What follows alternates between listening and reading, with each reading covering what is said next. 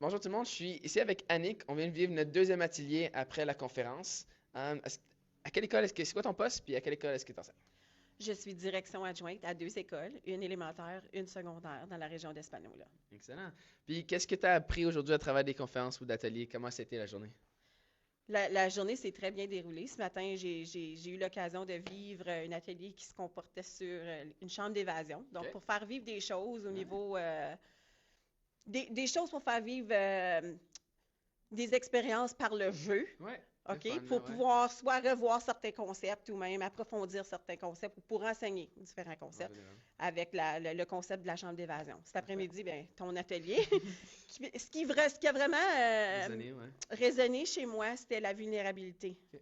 Puis surtout étant maman, Ouais. puis que de deux enfants francophones, moi, je me pose la question, puis je me donne comme mandat d'essayer de vraiment aller rechercher des activités qui vont aller accrocher les jeunes, Mhm. parce que c'est comme ça qu'on va les avoir. Ouais, qu'on va les impliquer dans leur francophonie C'est puis dans leur ça. culture. Ouais. C'est ça. Puis pour qu'ils se sentent moins vulnérables, puis justement prêts à partager avec nous Absolument. Ouais. la beauté de notre culture. Puis on a parlé un peu ensemble avant d'arrêter de ton école. C'est une école qui est divisée moitié francophone et moitié anglophone, concrètement deux différents conseils scolaires.